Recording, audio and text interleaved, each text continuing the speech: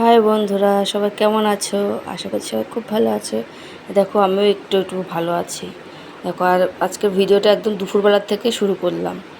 আর এই দেখো বালা পোস্টটা দিয়েছিলাম একটু রোদে, যে রোদে দিলে পরে না একটু ফোলে, বেশ ভালো হয়। তারপর এবার ওগুলো রোদে দিলে না শরীরটাও ভালো থাকে। আর পরিষ্কার জিনিসের শুধু এমনিতেই তো ধরো মজাই আলাদা। তো এটা দিয়েছিলাম রোদে, সেই রোদ থেকে তুলে নিয়ে এসে পেতে নিচ্ছি। ঠিক আছে, দেখো এবার কি বলবো, মেয়েগুলো সব খাওয়া দাওয়া করছে, সব বসে বসে পাশে, ওই জন্য আস্তে আস্তে সব ইয়ে করছে, নাহলে আবার ধুলোবালি ছিটে যাবে। তাই দেখো বিছানা চাদর তো এবার পেতে নিচ্ছে। বিছানা চাদরটা কেমন লাগে বলো তো একটু, অবশ্যই জানাবে কিন্তু। এটা আমার ছর্দি দিয়েছে, গিফট দিয়েছে ছর্দি। তো এটা পেতে নিলাম। এবার ধোয়া, এবার আমাদের না দুই একদিন বিছানা চাদর না পাল্টালে না গা হাত পা খুব চুলকায়, কেন কি জানি বুঝতে পারি না। তাই হচ্ছে চাদরটা চেঞ্জ করে নিয়েছে। আর তোমরা নানা করে বলবে যে এক চাদরেই খালি মানে থাকে, এক চাদরেই থাকে। তো না, আমি মাঝে মধ্যে পাল্টাই, হয়তো তখন হয়তো ভিডিওটা করা হয় না, এর জন্য আর দেখানোও হয় না। আমি দুদিন পর পরই বিছানার চাদর পাল্টাই, নাহলে আমাদের সব গা হাত পা সব চুলকায়। বিশেষ করে আমার বরের আবার একটু অ্যালার্জি ভাব আছে, তো যার জন্য কোনো ধুলোবালিতে থাকতে পারে না। আর দেখো সবে সবে ঘরটা গুছিয়ে বেরিয়েছি, তার মধ্যে ঘরের কী অবস্থা। আর তোমাদের একটা কথা বলবো, আমি না ওয়াইফাই বসিয়েছি আমার, মানে ভিডিও যাতে আপলোড দিতে বা সুবিধা হয়, তাই আমার বর বসিয়ে দিল। তো ছিল হচ্ছে অফারে ছিল, একটু কমের মধ্যে পেয়ে গেছি, তাই লাগাতে এসেছিলো দেখে ঘরটা এত মানে অগোছাল হয়ে রয়েছে। আর আমি সকাল থেকে যার জন্য আর করতে পারিনি ভিডিওটা।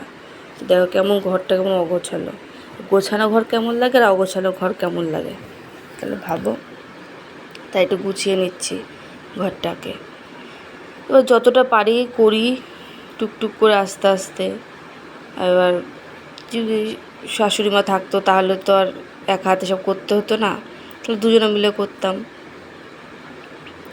তাই ওই টুকটুক করে আস্তে আস্তে করি আমরা, মানে আমি কাজ।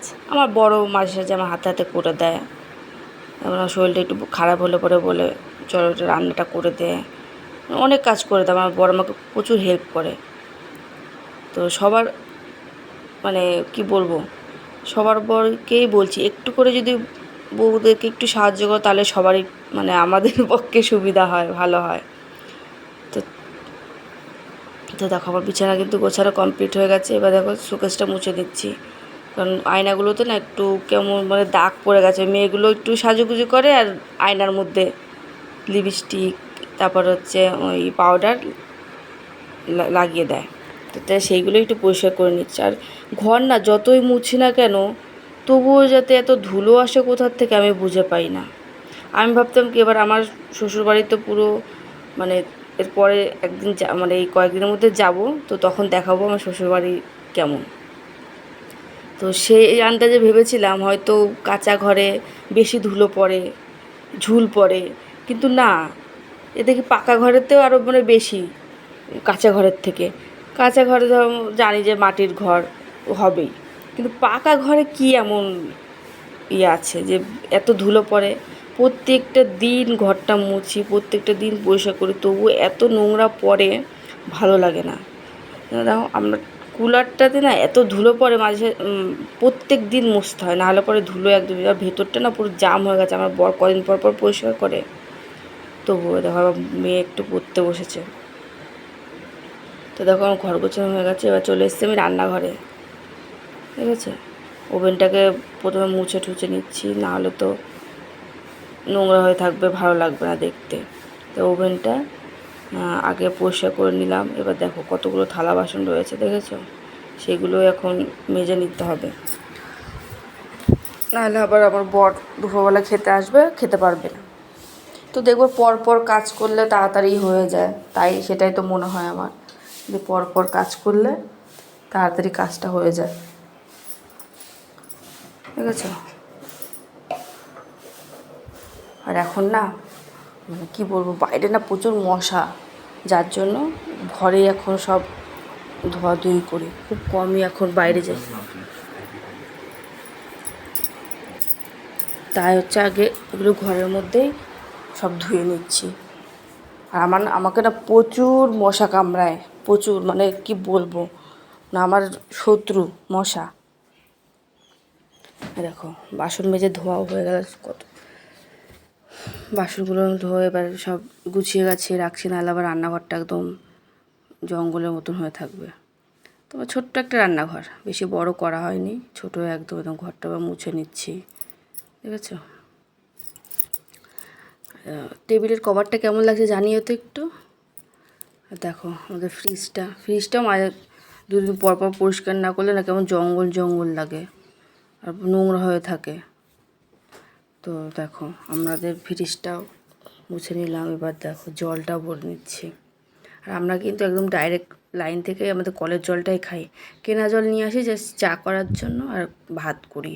এছাড়া আমাদের কলের জলটা ভালো, তো পরিষ্কার, কোনো আয়রন নেই, একদমই আয়রন নেই।